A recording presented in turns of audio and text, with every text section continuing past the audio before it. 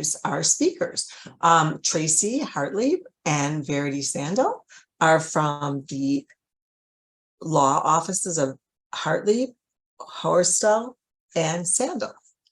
So we welcome you to, and I'll leave it to you. Thanks so much. All right, welcome everyone. Thank you for joining us tonight. As you can see from the screen, as you know, we're going to be talking about separate day placement and through your local school district. As Evie said, my name is Tracy Hartlieb.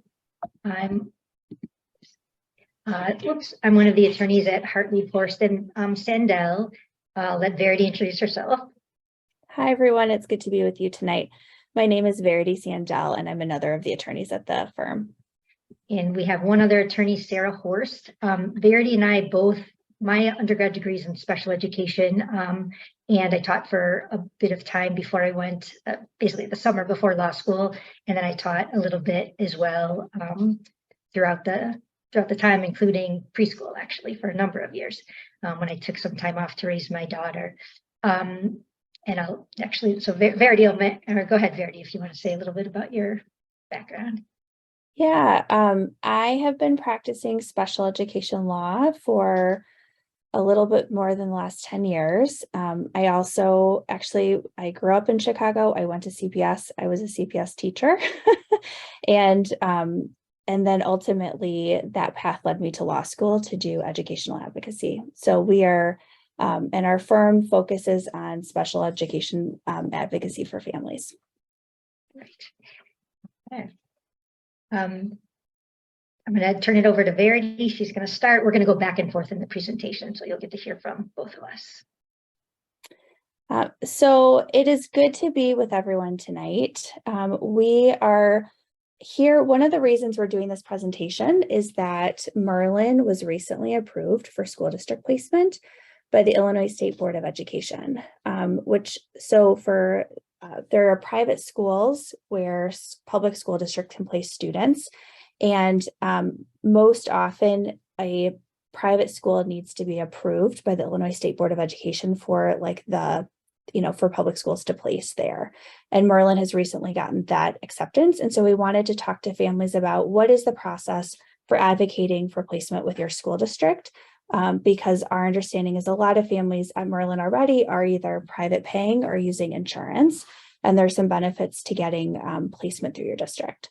So we want to talk about that process. As I said just a minute ago, that we're going to focus on the Chicago Public Schools, and the reason is CPS has a very specific process and specific forms that they like families to follow.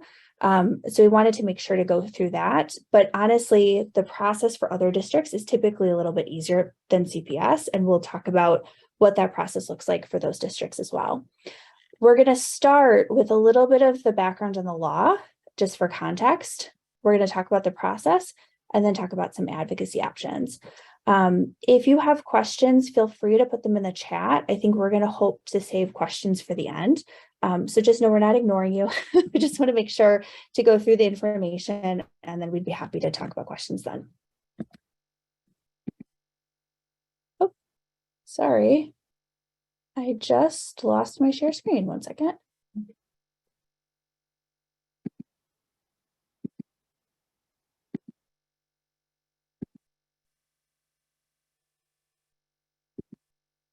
Okay. We're back. We're back. So I first wanted to talk about a little bit about the background of the legal background. Students with disabilities have rights to education under federal law and Illinois state law. The federal law that focuses in this area is the Individuals with Disabilities Education Act.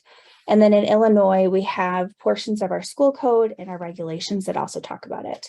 And the focus in these special education laws is on the right to what they call a free, appropriate public education. And we wanted to start here and talk about this because this is different than the way that we typically talk about children. Often when we're talking about children as parents or in other contexts, we talk about what's best for kids and we use like a best interest standard. In education, unfortunately, the standard is appropriate, which is typically interpreted to be a little bit lower than best. So when we're talking about student needs, that's something it's helpful to keep that in mind. We often tell parents that we work with, think best and say appropriate. So, and I know it might seem weird to use this language, but it can be very distracting for school districts if you're talking to them and say you really want what's best for your child. And of course, as parents, that's true. And it's helpful to use the word appropriate. The other part of it is free. So when a child needs services to meet their needs, those services should be free to the child. If the child needs placement at a private school, then that placement should be paid for by the public school. And then the public part of the public education is just that the funding comes from the public school district. So a lot of times students are served in their local public schools or maybe another public school within the district, but at times school districts use private schools to meet that obligation as well. So school districts, part of their responsibility under these state and federal laws, there's a responsibility for something called child find. So they're supposed to go out and find all the students within their district. They're required to locate, identify, and evaluate students with disabilities living in their district or attending school in their district. As you can imagine, this is a really broad and difficult obligation, and very few districts, no one can really actually find out all the students with disabilities within their district. But districts are supposed to do things to find those students, such as screening students who go to school there, but then also offering like community screenings. So this obligation means that for some families, if you are attending school, if a child is attending school in one district, but living in another district, there may actually be two school districts who have this child find obligation. Ultimately, it's the district where you live that's responsible for providing services if you do ultimately become eligible. But it is notable that if, for example, you live outside of Chicago, but your child is attending school in Chicago, you could seek an evaluation through the Chicago Public Schools if you so chose. Our typical recommendation, and Tracy will talk about this later, is to go through your home district if it's not CPS, because CPS is such a large district, there's just a lot of bureaucracy and it can be more difficult to navigate. But technically there are multiple options for an evaluation. And ultimately, when districts, they're obligated to identify students, to evaluate them. And then if a child does, in the course of the evaluation, if they determine a child does need special education services, then they're supposed to create an IEP or an individualized education program listing all of those services. And if you're looking for school district placement, that is the goal, is to make sure you have an IEP in place that indicates the level of placement that your child needs. So when a child is placed by their parents in a private school, districts still have this obligation to locate, identify, and evaluate. If a child needs special education services and they're attending a private school, and you go to the district and ask for those services, the district's default is typically to tell families to come back to the public school district for them to provide those services there, except in cases where a child's needs are pretty significant. And it's really in those circumstances where you look at a district placing a child in a private school. It's when the services that the child needs are not available through a public school district. There is something that you might have heard about that's technically applies to students in private schools. It's something called proportionate share, where if a district decides that a child does qualify for special education services, but the family doesn't want to send them back to the public school if that's recommended, they can ask for some services to be provided in their private school. But the services provided through proportionate share are usually pretty minimal and wouldn't equal the level of service that a separate day school like Merlin would be, or Bluebird Day would be providing. The other piece of the special education laws that is helpful for us to be aware of is there's a value on something called least restrictive environment. And this is based on the assumption in education that children benefit from being in a general education classroom to the greatest extent possible. So school districts are instructed to place students in the setting most with their general education peers, where they can also get the services they need. And it's really a balancing test, right? When you look at the services a child needs, whether or not those are available in a general education setting, and students are removed from general education only to the extent that they need to get services. There's something called a continuum of placement options. And basically, this is a simplified version of the continuum. But the idea is that at one end of the continuum is a child in a general education classroom in their local public school for their entire school day. And as a child needs more services, school districts will consider having them go to a special education classroom for part of their day, for the whole day. And after, if the services they need aren't available at the public school, at that point, they will consider a separate day school. And separate day school is just a term for another school outside of your local public school, typically with 100%, where all the students in the school have IEPs. There's also, for students who need more significant services, there's an option for a residential school where children actually live at the school and are receiving services throughout their school day and then beyond their school day. And there's also an opportunity for home and hospital instruction as part of this continuum as well. We wanted to highlight just a few of the differences and things for you to consider if you're looking at attending a separate day school, looking at funding through insurance or through a school district. So while school districts are obligated to provide all children with disabilities a free and appropriate public education, more and more medical insurance companies are also offering to pay for separate day schools in certain circumstances for some students. The benefit of placement through insurance is that it is often a less cumbersome process than going through the school district. And for some families, they're able to get payment for the placement. And at the end of the day, you're looking at getting the services that your child needs in the way that's going to be easiest to navigate. The guidelines for placement through insurance and through a school district are very different.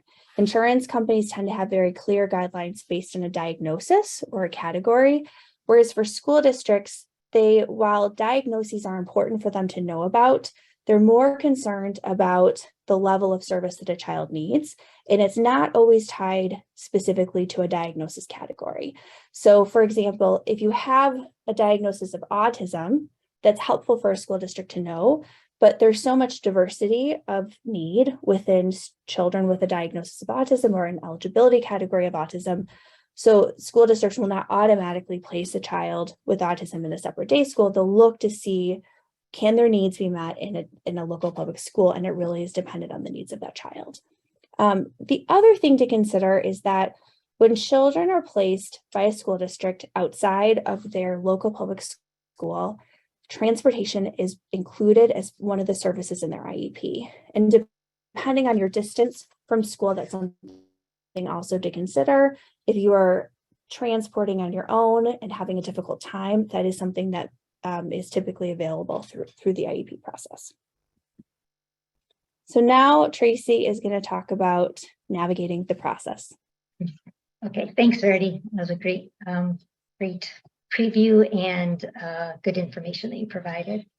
All right, so where do you begin? If you, let's say you are a parent of a student at Merlin and you're currently there, your child is currently there through insurance payments, but you'd like to actually seek placement through Chicago Public Schools. The first thing you would do is enroll your student, and this is if you live in Chicago, but if you don't live in Chicago, you can also do this in your school district as well. This procedure is the same. You would enroll your student as a non-attending student and request an evaluation for your child. The evaluation is the district has 14 days to decide whether they want to conduct an evaluation or they think it's not warranted. The reason you're going to ask for the evaluation is because either your student is at Merlin or elsewhere, and you think that they have a disability that requires either specialized instruction from a school or accommodations and modifications. Most likely, if they're at Merlin, they're going to require specialized instruction. So that's why they would be interested in evaluating your child. Not interested, they'd be responsible for evaluating your child. So you request the evaluation. The next step is if the district within 14 days says, yes, I agree with you, family and other individuals, your child does sound like he or she requires specialized instruction and the services of an IEP, we're going to bring you in, we're going to bring you into the city. And again, I believe this is done in all districts. Bring you in for a domain meeting, which is also called an assessment planning meeting. I'll talk more about this further down in the presentation, but you have a domain meeting because to talk about the evaluations that the district is going to conduct of your child to determine whether in fact they have a disability and should be provided with an IEP from the district. Typically at CPS, again, I'm going to say CPS, this is done in one of their offices in the city, one of two offices. You go to the domain meeting and then the student is evaluated. Okay, I'm spending too much time there. Districts have by law 60 days to evaluate your child and hold an eligibility meeting where they're going to go over the results of the evaluation to say whether they believe your child is eligible for special education services. If they say, yes, your child is eligible for specialized instruction and IEP, you'll come back to the table or you'll come back at another time for an IEP meeting to actually develop this plan, this individualized education plan for your child. We have created, and I believe Evie put it in the chat. She may have put it in the chat. If not, we'll get this to you. A flow chart that we've created that is based on state and federal law. So all districts need to follow this, that you request an evaluation. You have, like I said, 14 days for the school to evaluate your child, 60 days following the evaluation. You'll have an eligibility meeting. And then after the IEP meeting and the finalized IEP, unless you waive the 10-day period, your child can start in the program as soon as possible. But they're supposed to place you within 10 days. Okay, we're gonna now go into some detail. Again, we'll let you look at this later. Feel free to refer to it, ask us any questions.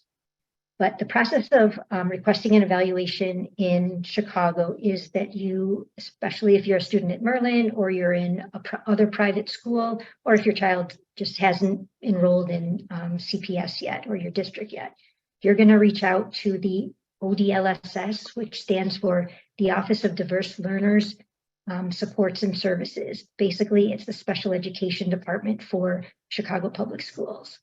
And they are the ones that control this process, have the forms that they will like you to use to request this evaluation. You're going to want to fill that form out, and I'm going to go through that in detail with you too.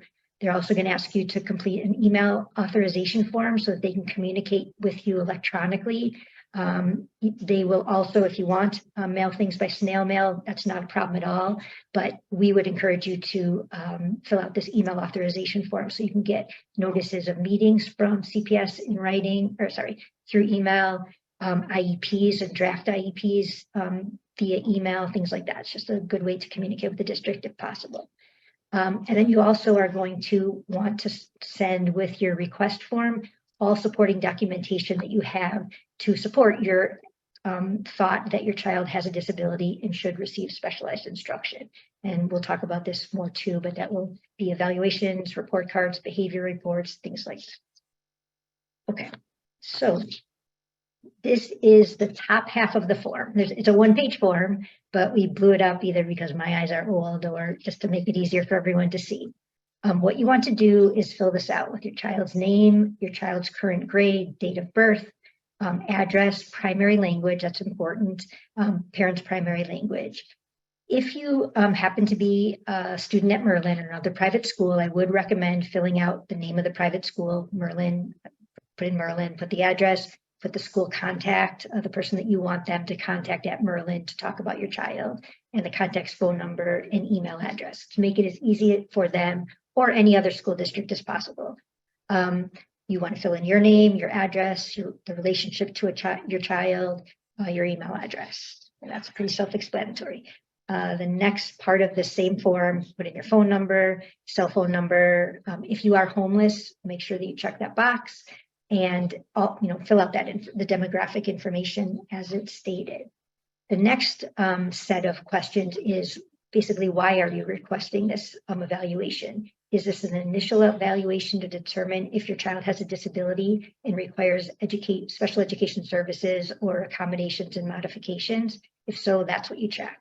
If your child has been evaluated by CPS in the past, Verity mentioned this, they might have been evaluated by any district. They might have been found eligible for an IEP, but you may have chosen to not go with the program that the district suggested and re-enrolled your child in a private program and either paid out of pocket or paid with insurance. If that's the request, if that's the situation, you can say it's an annual IEP development for the student with the service plan if you have a service plan. And if I'm not going to go into that now, but if anyone has questions about that, I'm happy to discuss that at the end. But you could also check basically whatever is the most appropriate category for you, go ahead and check that. Again, I'm happy to answer any questions about the specifics. Reason for the referral likely will be parent or school request. Sometimes it's private or individual independent evaluation. And so sometimes it could be both. Areas of concern, go ahead and check all that apply to your child. Cognitive or educational, communication, motor, circle. And what I've done before is you can highlight that if you fill this out, because you can fill this out digitally. So when I do it for parents, I'll highlight either OT or PT if that's appropriate. Put check marks in social, emotional, hearing, vision, health, or other concerns. And sometimes I'll check, or we will for our clients, check all or some of those, and then do other concerns and explain what our other concerns are. And yes, okay. And then describe the academic performance. You can always add more paper to this. So if you don't have room in the lines that are provided, say see attached, and you can submit a Word document or a PDF with this form. Describe the academic performance, behavior, or other factors that suggest the need to evaluate your student for special education and or related services. Again, tell them. And the more specific information you have, the better. So feel free to include whatever you have that will basically what you're trying to do right here is to convince, in a sense, the district that it would be wrong for them to deny you the evaluation. Your child needs to be evaluated. It's possible that they can evaluate and find that they may say, we don't think your child needs specialized instruction. Maybe all they require is accommodations and modifications. That might be something that could be provided in a general education classroom. They would get the 504 plan and we would help you with that, but they might not need specialized instruction. Again, for kids at Merlin, it's likely that they do need the specialized instruction that would come from an IEP. Go ahead and please check the first box dealing with parental consent for release of confidential information. You're agreeing that CPS can share, and again, I would recommend this for any district that you're working with, that they can share information and findings about your child with affiliates. So in this case would be Merlin or other private day schools who may be who you may want to be working with. So in order for them to share your child's information, you need to check that box. And then go ahead and sign and date it. It only needs to be signed by one parent or guardian. It can be signed by both, but that's it. And then as it says at the bottom, you're supposed to submit this. You can submit this via email, and I would suggest doing so to privateschoolavails@cps.edu. And there you've got the ball rolling. You've done the first thing that you need to do. But there's more to it. Okay, I'm very on to the next slide. In addition to this form, we highly recommend if your child has had a recent neuropsychological evaluation or other evaluations from any providers that they may see outside of a school program, or if they've been receiving services from Merlin, the CPS will want you to fill out information, or will want Merlin or the other private school to fill out specific information about their work with your child. But these are all things that will support your request for an evaluation and that the district must consider. Okay. So when you submit all of this, again, if they decide that within 14 days that they are willing to evaluate your child, they will send you a letter and say, okay, yes, we see your child does require, we need to evaluate your child. We do think there's a chance that he or she does have a disability and should receive an IEP. With regard to the private evaluations that I was just talking about, it's important for parents to know that while school districts must consider those private evaluations, they don't have to take every word as golden and follow all the recommendations that are provided in those evaluations. Our experience has been private evaluations are extremely helpful. We often will bring the evaluators, the providers, to our meetings with this district to answer any questions that the district might have, or if the district says, well, we agree with XYZ of the evaluation, but not ABC, we'll have our experience has been that the evaluators or the providers are often very happy to advocate as to why they said ABC, and that we can have a discussion. And we feel that the more communication we can have with the districts, the better off your child will be served eventually, and the better that everyone that's at the meeting understands what you're seeking and what your child's needs really are. Okay, so you've submitted those evaluations. They've said, yes, we do think your child should be evaluated. We want to look more closely or more carefully. We want you to come to the district and have a domain or assessment planning meeting. Some districts will send you, and even CPS at times, will send parents a form. Thanks. We'll send parents a form and say, okay, we've agreed to evaluate. These are the areas that we think, you suggested you want these areas looked at. We agree, or we think these other areas are areas that we should look at. These are the tests that we're going to do. Sign a consent form and let us start. We always suggest to our clients, that's not a great idea.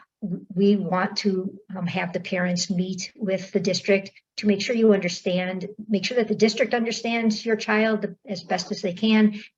That's one way you can say best. We can say best in this place. And that you understand what tests are being given. Something else that we do for clients, if you've had a recent neuropsychological evaluation, we want to make sure that the evaluators know that at CPS, because if the evaluation has been done within a year, the evaluators at CPS can't use the exact same evaluations. Otherwise, they can't be considered. It will invalidate the results from the first evaluation. So that's also a reason for us to meet and make sure we know specifically what evaluations they're going to be given. Okay, so you go to the meeting, okay, I'm going to say specifically CPS at this point. If you go to the domain or assessment planning meeting, CPS will ask you to bring your child. You will go, you'll talk about the evaluations that are going to be done. And if you agree to the evaluations, which again, we always recommend parents do, otherwise there's nothing more that can be done. You consent to the evaluations, and they will actually start, CPS providers will actually start the evaluations that day. They may bring your child, depending on the age of your child. If it's a young child, they'll bring them into another room for a play-based evaluation or other types of evaluations. It might be the speech teacher. Sometimes they'll do speech and OT will meet the child together so they can observe, and they do some evaluation. So that's why they want you to bring the child there. And we talk to you about how to prepare your child, bringing snacks, anything that the child likes, just to make the child as comfortable as possible. At the same time, while they're working with the children, sometimes one parent will go with the child and the evaluator, if that's necessary. If your child will go alone with the evaluator, that's great too. But you will work with the needs of your child, and so will CPS. If your child is able to go with the providers themselves to be evaluated, while in the room that we started, CPS providers will start their evaluations by talking to you as well. So a nurse may ask you questions about any medical history, they will definitely ask you medical history from birth to the child's current age, any medication the child is on, any surgeries, things like that. So they'll want to get that information from you. Similarly, a psychologist or social worker will likely give you forms to fill out, or they'll either give the forms for you to fill out, or also ask you questions that for them to take information about your child and what his experience has been prior to coming to CPS, how he does in various environments, things like that. So that's all happening at this very first meeting. Once that meeting is completed, actually, and one last thing, with private school students, such as Merlin, if you have or if you haven't been at a private school, but you have outside providers working with your children, we do recommend that they come to this initial domain meeting also to help explain their experience with your child. And so a professional can talk to a professional. If you have that, that's great. If you don't, that's okay. Parents are fully capable, and it's fine for you just to explain about your child. You are with your child most, and you can absolutely explain what you see and what you're concerned about. And just so that you know, the providers can come in virtually at CPS, and I would imagine at most schools as well. So they don't have to be there. Only you and your child have to be in person. Even an attorney, if we go with you, we can come in virtually or come in person, whatever you would like. Okay, you leave the building when the evaluation is completed. Sometimes CPS will say, they'll tell you beforehand, there's a chance we may need you to bring your child back a second time. It's likely that we can complete everything in the one visit, but it is possible. So please just know we may need to bring you child and you parents back one more time. I haven't experienced that yet, but they've told me that might be possible. Okay, so you leave. They work on completing their reports for the evaluations, and they set up a meeting before we leave. We would set up a meeting to go over the results of the evaluations and have what's called an eligibility meeting. As I said, districts have up to 60 days to do this. Our experience has been, if we're in this stage where we are doing this at the CPS office, it doesn't take 60 days. You can get this done more quickly than 60 days. But if you are already in a CPS school or have a CPS placement and an evaluation is to be done, they will typically take the 60 days. That we can ask them to speed it up if possible. There's no obligation for them to do so. Okay, so you come back. First of all, you will get draft evaluation reports from the district before you show up at the eligibility meeting, so that you can see, you can get a sense of what the district might be thinking, or at least what their evaluations have shown. And that's really good, especially if it's a first time, your first time experience. It's helpful to see these beforehand. And you come back to the meeting, you discuss the evaluations, and you hear CPS's decision whether they think your child is eligible for, has a disability and is eligible for an IEP. There are categories under which children can be found eligible for an IEP. I believe there are 13 of them. Again, what really drives services is your child's needs, regardless of what the disability category is. The disability category allows them to have an IEP. It's the needs that actually drive the services. However, the private day schools, separate day schools like Merlin, are accredited for certain disabilities. So you do, for instance, Merlin works with kids with intellectual disabilities, speech and language needs, specific learning disabilities, OHI, which covers a number of other health impairments, stands for other health impairment, which includes medical issues or ADHD or anxiety, things like that. Merlin also works with kids who have autism or have emotional disabilities. So in order to get into Merlin, you would want to be sure that CPS find your child eligible in one or more of those categories that Merlin accepts. And again, if you just want to do that, if we're working with you, we help you do that. Okay. As the slide says, there's no explicit guidelines in Illinois about the level of delay required, but most districts do consider whether a child is more than one standard deviation from the mean in core areas. If you want us to talk more about that, we can. But again, the students at Merlin typically would fall into this category. And if you are asking for placement at Merlin, separate day school, again, those are kids with more significant disabilities that require more services. Okay. The next step is your child's been found eligible. And let me just say this, at the eligibility meeting, like I said before, some parents will learn that the district thinks their child does not need an individual education plan, but may require a 504 plan. The easiest way to talk about the difference is, let's say a student with a physical disability who uses a wheelchair and needs to be able to get into an accessible school building, and where there might be an elevator or it's all on one floor. That child might not have any cognitive disabilities or any learning needs. All he needs to be able to do is get inside the school room. He might be able to get a 504 plan, and they might give accommodations where he can come into school 5 minutes early in order to get into his classroom before the rush of kids, things like that. So that would be a student like that. I would think the majority of the students that we're talking about tonight will be found eligible for an IEP. Okay, so IEP meetings, as I said, Verity, to me, they're like a cookbook, how the school is supposed to work with your child and teach them appropriately for their needs.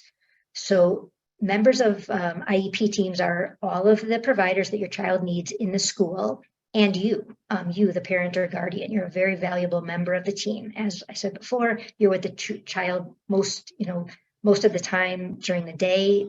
Perhaps now that they're in school, not as much, but you have the history of your child and you know what works and what's not working, and you can share a lot of information, important information with the team.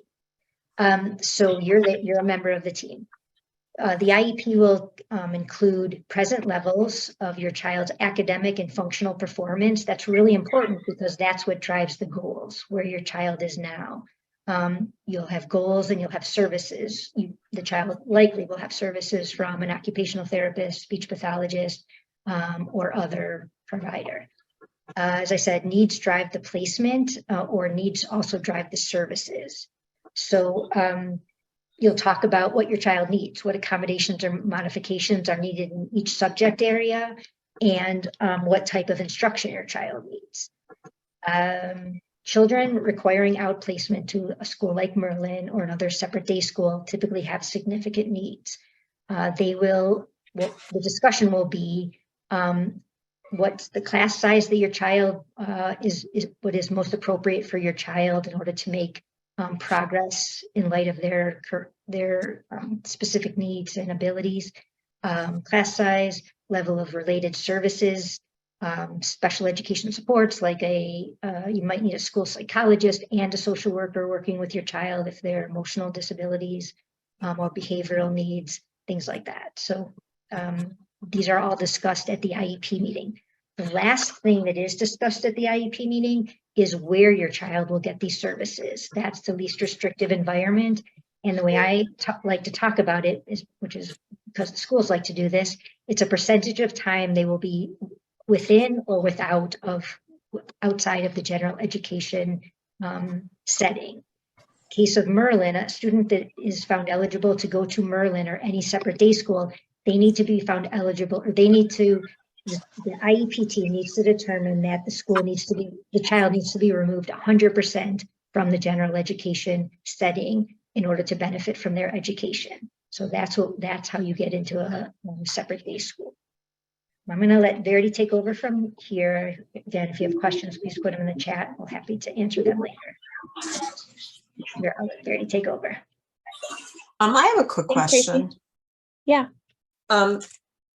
When after the IEP meetings and all that is said and done, does CPS have to have a meeting with you to set up where their placement is? Do they have a deadline? Okay, sorry, I didn't say that. So actually, that's a good question. Thank you. As I said, at the end of the IEP meeting, you will know what type of setting your child will be going to, whether it's a separate day school or their local school, or in CPS, they call a cluster program for kids with developmental disabilities or intellectual disabilities, sometimes, or autism, whatever. You'll know the type of school that you're going to, If a child is being removed 100% from the general education setting and will be going to a separate day school, you will not know definitively, other than if you're at Merlin already, what school you'll be going to. What typically happens is the IEP team, the case manager, will ask you as parent to sign a consent to release all of your child's, not all of, your child's relevant records to various separate day schools so that they can consider whether, with the evaluations and all the documents you have, including the IEP that you've just created, whether they can implement the IEP as it is written. If they can, the separate day school will send what happens is a separate day school sends a letter back to the Office of Diverse Learners Supports and Services, the out of district placement office, and says, yes, we can implement this child's IEP. And that can happen literally 4 or 5, not typically, but it is possible that 4 or 5 schools may come back and say that.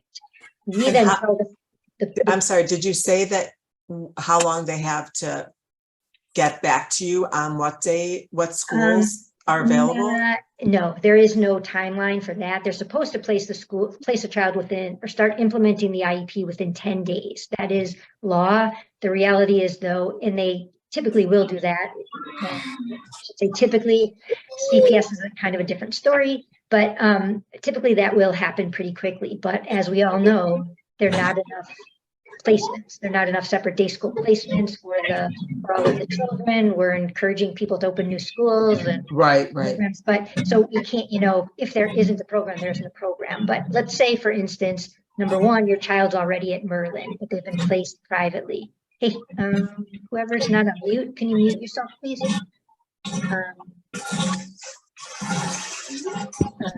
Okay. So anyway, when the Office of Diverse Learner Supports and Services will send you a letter and say, this school says they can accept your student, they can implement the IEP. If you're not familiar with the school, we always recommend that you go and visit the school and see whether it's a placement that you would like, and also talk to friends, family, us, other people that go there to find out about the school. But again, and I've also been told that you can have first refusal. You can say, well, that's not school. I would rather go to this school. Is that true? Well, you have to show that the school that they're suggesting does not provide a free and appropriate public education. But what if it's not convenient? What if it's too far? Or what if it's, whatever this case may be, and they prefer a different school? As long as the school that they prefer has a seat available and can provide a free and appropriate public education, you can say, yes, I want this school. But the school has to have a seat available and be able to implement the IEP as written.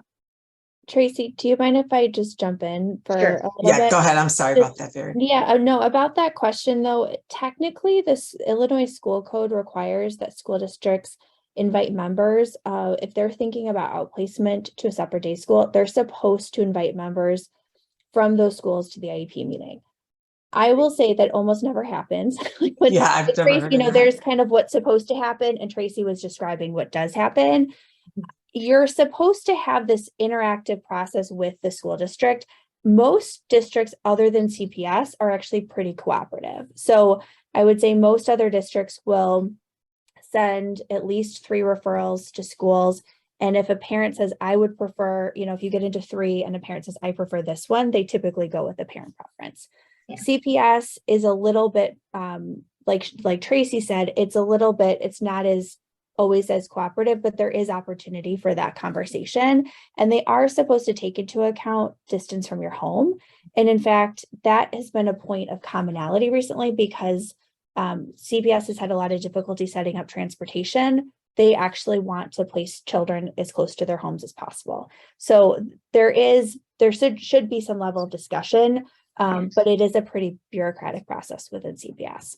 But the reality is, if my experience has been, if you as parent have found a school that's appropriate for your child, they have a seat available. Again, whether it's they're already at Merlin or you just have heard about a school, you've gone and looked, you've been able to tour it, and you've spoken with people, and you've even informally sent IEP.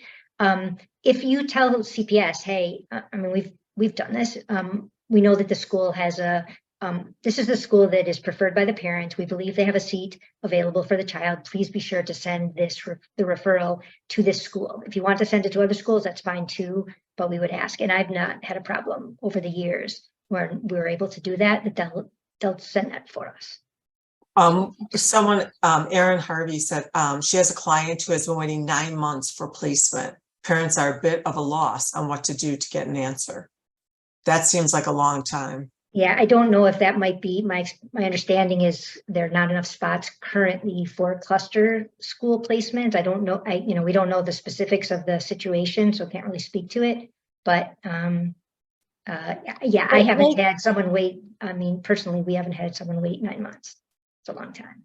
Yeah, I would just say that, like Tracy said earlier, they are obligated to implement an IEP within 10 days. So that would be a district not within the requirements of the law. And we would recommend that a family talk to an attorney about whether or not there's a legal claim at that point. Yeah, I mean, that's a long time. Yeah, that's a long time. And then one more question. My child currently has an IEP and has been placed in full cluster. He was diagnosed autism. He has not been placed for kindergarten, and they did not meet his IEP for pre-K. Can we request Merlin for kindergarten? Yeah, and actually this is perfect timing for that question, because we're about to talk about like what happens if you already have an IEP. Okay. You can always, as a parent, request any placement that you think is appropriate for your child. So that should definitely, if you're saying your school district is not meeting your needs, you feel like Merlin or another private school would meet your needs, that is definitely something you should bring up to the school district. And the process that Tracy talked about earlier is a little bit faster if you already have an IEP, right? Because one of the first thing you need in order to get any placement is an IEP. If you have one already, then it's more a matter of having asking for a meeting to talk about placement. Parents can ask for an IEP meeting at any time. A district doesn't always have to say yes. Like if a parent asks for an IEP meeting every week, they're not going to, but within reason, a few times a year, right? It is very reasonable to say, yes, I need to have an IEP meeting to talk about placement. So if your child is in CPS, that just means or in a public school district, reaching out to your case manager at your school. If your child is not attending a public school, you're attending a private school, it's following that same process that Tracy said, where you enroll as a non-attending student, you provide them the relevant documents. The issue is the district may say, we don't need to evaluate. We can move ahead with an IEP meeting to update it at this time. It's really going to depend on if they feel like they have the information that they need. Can I interrupt for 1 sec? Sure. One thing, the question was that they're in a cluster program and they weren't placed, and so they're not meeting the IEP. There is one more hurdle in a case like that. If you're in a cluster program, you haven't been removed 100% from the general education population. So the IEP the IEP least restrictive environment would need to change if you're trying to get CPS or a district to pay for Merlin in this case, in a case like that. That's a good point. That's a really good point. Thank you. Sorry to interrupt. I did just want to say, just note for earlier, we talked about the CPS process because it is very specific. If you're in a different district, instead of reaching out to the CPS, that email address, you'd reach out to the district's director of special education or your local public school and say, I want an evaluation. I want to get services through the district. You're going to be providing them not the CPS form, but that same information. So if you have like private evaluations, we recommend providing those. We recommend, and then going to the domain meeting and the IEP meeting, they might do it slightly differently than the specific format that Tracy talked about, but it's going to be the same process. So can I say one thing? I actually did forget to say something. If you're at a private school, if you're anywhere in school, CPS, after you submit the paperwork that you have, they will likely send you another form and ask you to share this with the school where your child is being served or by private providers. And they will ask them to provide grades, if there's a behavior plan, anything else. Again, they're just trying to gather as much information about your child so that they can find an appropriate placement. So just so you know, you will want to kind of forewarn or let whoever you're working with that works with your child know that you would really appreciate their cooperation in sharing information with CPS. Lisa was asking if what if we have an IEP but don't have a case manager because we've never been placed? Do you want to answer that, or you're welcome? Sure. Like I said, if you're saying somebody at a public school if Yeah. it really depends. If you're in, you need to make sure you have an IEP, but you don't have a case manager. Because they've never been placed. They've never been placed. I would reach out to the district special education director at that point. If you're in CPS and you're not currently attending a CPS school, it's that group that Tracy was talking about before for students who are not currently attending. Okay, so we get questions a lot about when do we do we need advocacy support in this process? And really that question really depends on each individual family and the level of support that you're looking for.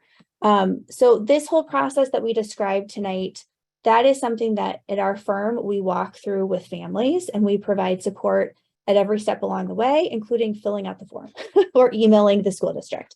However, we understand, we're parents too, and we understand that you are navigating this system and using the resources that you have. And so we wanted to describe this process tonight because there are elements of the process that families can get started on their own. You don't have to necessarily have an attorney to walk through the process, though a lot of families feel like it's really supportive to have that help along the way. And the other thing we wanted to note is this process can take several months. So if you are thinking, I would like placement at a separate day school, and we would recommend starting the process as soon as possible because it always takes longer than everybody expects. 60 school days is about three months, depending on the holidays. The summer time doesn't usually count. So if you're asking for an IEP at this point over the summer, they start counting the 60 school days from this first day of school. And so it's usually sometime around Thanksgiving, maybe a little bit after that, where you would have finished this process. And that's if you start on the very first day of school. Anytime after that, you're looking at kind of the winter holidays at that point. The other thing that we would just say is if you have questions, if you're saying, hey, I think I'm not sure if I need help. We're not sure if we need to do something differently. We're not sure if we should go through this process. It's always better to ask for help sooner rather than later. So one of the things that we do in our office is have initial consultations with families just to say, look, talk about their child in particular, your needs, what the school district has offered, and what you're looking for to give you an assessment of like how realistic is it for you to potentially get outplacement versus how realistic is it for the district to be able to say, no, we think we have another placement for you at this point. So one of the things to do when you go to an IEP meeting and you talk about placement, if the district's offer is something different than what you're looking for, it's really important to visit and investigate what they're offering to really determine if it could be appropriate for your child or not. I would say it doesn't always happen, but occasionally we've had situations where we've walked through the process with a family. What the district offered was unexpected, but when the family actually investigated, they realized, wow, this would actually be really great for my child. So we would just say, go in with an open mind and really consider what they have to offer when they make that offer. And then the last piece is that there's a 2-year statute of limitations on special education claims. So if you feel like you're in a boat where the district hasn't been doing the right thing, there's a time limit. And if you want to address that legally with the district, you really need to address it within like a 2-year time frame. So I know we've covered, and then the last piece, we can talk about this a little bit later. This is if a district offers you a placement and you disagree, and you decide you want to place your child on your own at a private school. If you send the district something called a unilateral placement letter or a 10-day notice that you're going to send them somewhere else and that you want to later seek reimbursement from the district, it doesn't guarantee the district will pay for the placement, but it allows you to pursue that later on and to ask the district to reimburse you for tuition that you might have paid for. So usually if you're in that circumstance where the district disagrees and you're placing on your own, you're going to need to take legal action in the form of a hearing request to actually get reimbursement if that's the case. But the 10-day letter is an important piece of the process. I'm not going to, because we just have a few minutes and I know that there's additional questions, I'm not going to talk more about like the legal challenge process, but there is an administrative hearing process to challenge district decisions. If you go through the process and you feel like the district didn't make the right decision, there are ways to appeal that as well. And that's one of the other things that our office works on as well. So we wanted to leave a few more minutes for questions. Evie, thank you for jumping in with the questions earlier. But Oh, yeah. So Jennifer had a question. She has a 4-year-old and wants to have them enroll for 24-25 school year.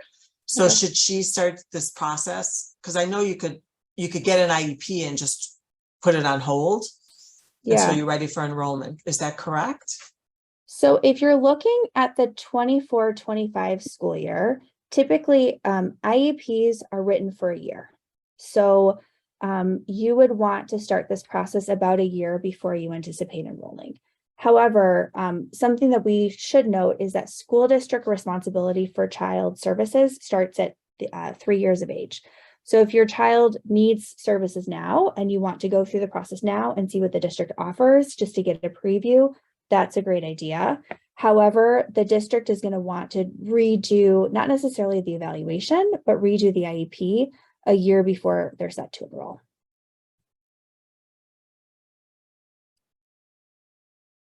I also heard some great advice from a parent that, or an advocate, that they said, get a binder, put all your evals, any, applications, everything all together. So every time you go to a meeting, you have everything in one spot, because as we know, you just throw things down and they disappear. So it's always good to be really organized for that one, and that everything in one binder. That's definitely helpful. That's really good advice, just to have it. There's also the Illinois State Board of Education has a resource called like a binder organizer, where they actually give you different like tabs that you can have to organize your binder. And that can be helpful just because there's a lot of paperwork in this process, and it's nice to have a template for how to organize that information. And something I would recommend is if you're emailing with providers or anybody at the school, or you're talking to them, I would follow up with an email and just make sure you have access to that email at a later date. Basically, if you just talk and there's no record, it's like the conversation never happened. So what we do is recommend that if you're talking to someone, follow up with an email, say, thanks for talking, again, we think you get more bees with honey. So, right, get more honey and you get more bees with honey. If you talk to someone, say, thanks, you've had a phone call. Thanks so much for talking to me. I appreciate your explaining blah, blah, blah. This is my understanding of what you said. If I've misunderstood anything, please let me know. Otherwise, I'm good to go. And thank you so much for your time. And you've got that in writing. And you give them the opportunity to correct any misunderstandings that might have happened. So Jose was asking, so his son currently attends Bluebird and has an IEP, or his IEP has expired, but is aging out of Bluebird. So they're looking for the next step for a school that was 7 and beyond. So is it the same process, or are there other ways to get IEPs? Yeah. So if you have an IEP already, even if it's expired, something the district has already decided is that your child is eligible for special education services. So that process we were talking about before, where there's an evaluation, there's an eligibility determination, and then there's an IEP, you've already gotten through the eligibility portion. You would reach out to the district and say, I want an IEP meeting. I want to talk about the services available for my child. And depending on how long it's been since the district has evaluated, the district may want to evaluate, or they may want to just hold an IEP meeting. Typically, evaluations are at least once every 3 years, but they can be up to once a year as well. And it will also depend on what types of outside information you have. So if you have evaluations from Bluebird Day and the district says they want to accept those, you might be able to move forward. The district may also say we want to do some new assessments just so we really understand where your child is right now. And then The other piece I wanted to mention is that the IEPs are good for a year because children grow and develop and change. And also because, when children are receiving these services, we're hoping that they're making progress. There are some children who are going to need to be in a separate day setting for a very long time, but there's other children who need to be in this type of setting for a year or two. So just because your child is in a separate day setting this year doesn't necessarily guarantee that they're going to be in that same setting next year. It really is so individual as to your child, what they need right now, and where those services are available. Gina had a question. She said, do placements need to be near your home school district? She lives pretty far from Merlin now and would hate for them to try to push her to a different private school closer to her home. So there's guidance from the Illinois, well, there's in our administrative code, it says that children should not be on a bus or in transportation for more than an hour, right? We're trying to think about how long that takes. But if the parent picks up and drops off, that shouldn't be a problem. So I would just say that's a guideline. So most districts try to find something close to your home. However, it should be, like we said earlier, parents are a member of the IEP team. This should be a collaborative process where you can talk about that with the district. So it's really going to depend on, the actual distance, how far it is, and then other things like if a parent is able to provide transportation, that's often helpful in that conversation too. And it's also really helpful if the parent can differentiate. Again, as Verity said, you should go visit the school that the district is suggesting that you go to. It'll give you information as to what's provided there. Ask questions when you visit. And if after the visit, you're like, I think this school provides more appropriate services that my child needs, this is what you want to share with the school district. Any other questions?